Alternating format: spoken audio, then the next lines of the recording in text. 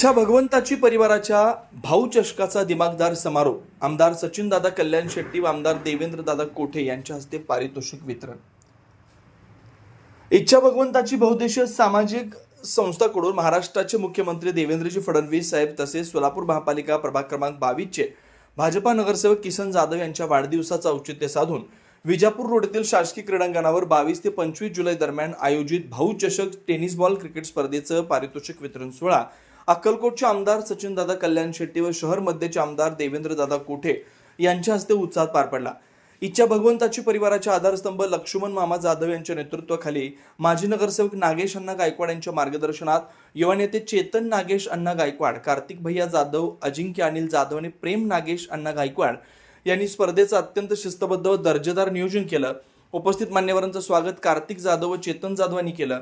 यावेळी भाजप शहराध्यक्ष रोहिणी तडवळकर, नगरसेविका संगीताताई जाधव, माजी महिला बाल कल्याण समिती सभापती अश्विनीताई चव्हाण, चैत्रालीताई गायकवाड, कल्पनाताई कदम, नगरसेवक तथा मंडई व उद्यान समिती सभापती राजशेखर पाटील, अक्षय अंजिखाने, माजी नगरसेवक गुरुशांत धुत्तरगावकर, सामाजिक कार्यकर्ते शिवराज गायकवाड, अक्षय वाकसे, टकारी समाज युवक अध्यक्ष विनोद गायकवाड, श्रीकांत गिड्डे, यशवंत पाथरूड, संगमेश्वर बगले, राधिका परब, दीपाली हटकर आदी मान्यवर उपस्थित होते। स्पर्धेत ग्रामीण व शहरी भागातील 16 संघांनी सहभाग घेतला। धावते समालोचक पवार आणि डान्सिंग अंपायर म्हणून प्रसिद्ध सोन्याबापू भोसले स्पर्धेचं विशेष आकर्षण ठरले। अंतिम सामने चुरशीचे झाले।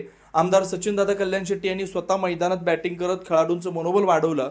यावेळी आमदार सचिनदादा कल्याण शेट्टी म्हणाले, ग्रामीण व शहरी भागातील गुणवंत खेळाडूंना व्यासपीठ उपलब्ध करून देणारा हा उपक्रम कौतुकास्पद आहे। अशा स्पर्धांमधून राज्याला दर्जेदार क्रिकेटपटू घडतील। आमदार देवेंद्र कोठे म्हणाले, क्रीडा युवकांमध्ये शिस्त, संघभावना आणि नेतृत्व गुण विकसित करते। किसनभाऊ जाधव व इच्छा भगवंताची परिवारानं राबवलेला हा उपक्रम प्रेरणादायी आहे। असं स्पर्धेत SP 11 संघानं विजेतेपद पटकावलं।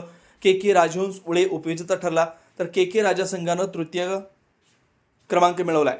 विजयवीर वडाळा याला मॅन ऑफ द टुर्नामेंट व बेस्ट बॅट्समन तर मजिद शेख यांना बेस्ट बॉलर पुरस्कार देण्यात आला। प्रथम क्रमांकासाठी 46,000 रुपये, द्वितीय क्रमांकासाठी 23,000 रुपये आणि तृतीय क्रमांकासाठी 11,000 रुपये रोख पारितोषिक व चषक मान्यवरांच्या हस्ते प्रदान करण्यात आला।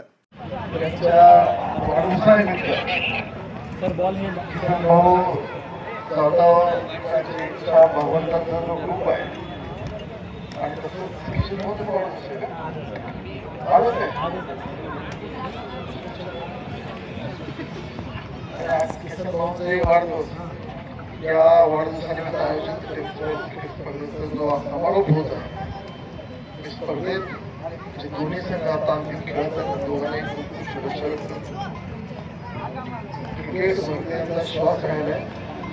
मी स्वतः क्रिकेटचा खेळाडू राहिलेलो आणि आपला देश बाकी कुठल्या गोष्टी विकत होऊन क्रिकेट म्हणलं की सगळा देश आणि भारतीयांसाठी आपल्यासाठी क्रिकेट हा सर्वात लोकप्रिय खेळ।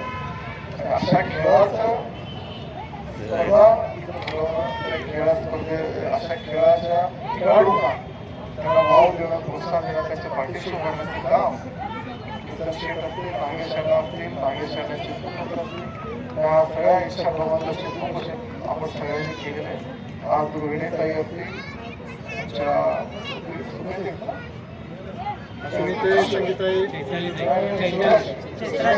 आमचा नगरसेवक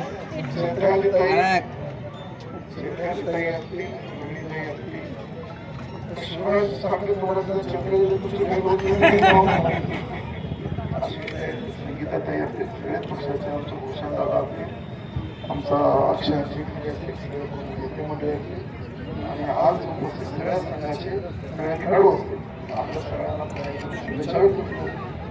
किसन भाऊ असतील, नागेश अण्णा असतील, त्यांचा सगळा परिवार असतील, त्या सगळ्यांनी तुमच्या सगळ्यांना खूप शुभेच्छा व्यक्त करतो आणि आजच्या दिवशी मला बोललो त्यामुळे आपल्या सगळ्यांचा आभारी होता। धन्यवाद। मी सर्वप्रथम आयोजकांचं अभिनंदन करतो। विशेष करून चेतन भैया असतील, कार्तिक भैया असतील, समस्त गायकवाड जाधव परिवारावरती प्रेम करणारे असंख्य सहकाऱ्यांनी मागील अनेक वर्षापासून सोलापूर शहरातील सामाजिक कार्यामध्ये मोठ्या प्रमाणात योगदान दिलेलं आहे आणि विशेषतः क्रीडा क्षेत्रामध्ये भरीव काम करण्याचं या परिवाराने आजपर्यंत प्रयत्न केलेला आहे।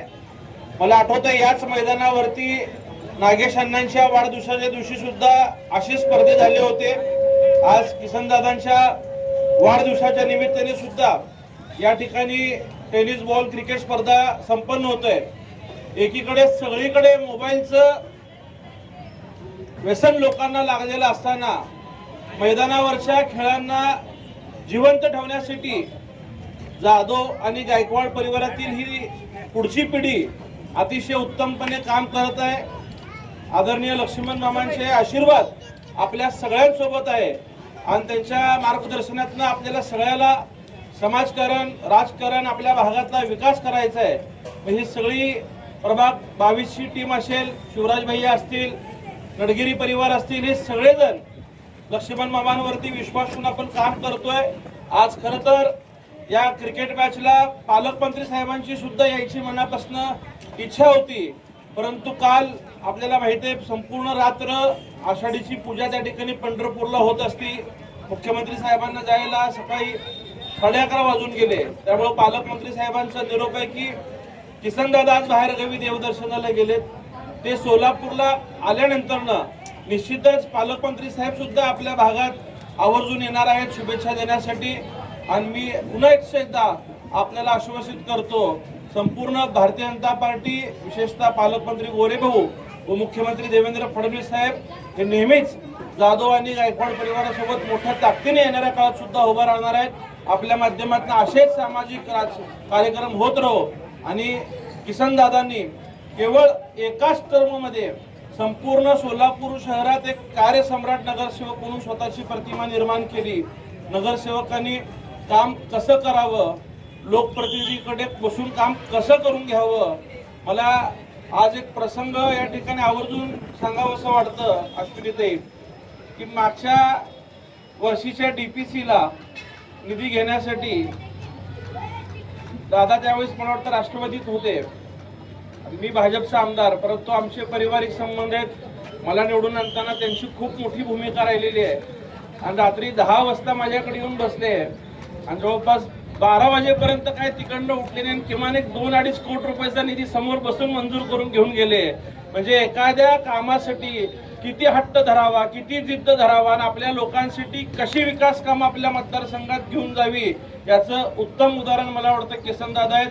नागेश अण्णांचं सुद्धा एक खूप मोठं संघटन आपल्या सोलापूर शहरात आहे. त्यांच्यावरती प्रेम करणारा एक चाहता वर्ग आहे जो नागेश अण्णांवरती अत्यंत मनोभावे प्रेम करतो. मित्र कसा असावा याचं एक उत्तम उदाहरण म्हणजे नागेश अण्णा आहे आणि अण्णांच्या त्या स्वभावावर सगळेजण मला वाटतं फिदा आहेत आणि हीच सगळी कार्यपद्धती चेतन भैया असतील, कार्तिक भैया असतील, ही सगळे दोन्ही युवक अतिशय चांगल्या पद्धतीने पुढे घेऊन जात आहेत. त्यांनाही शुभेच्छा देतो आणि पुनश्च एकदा किसनदादांना सुद्धा वाढदिवसाच्या शुभेच्छा देतो.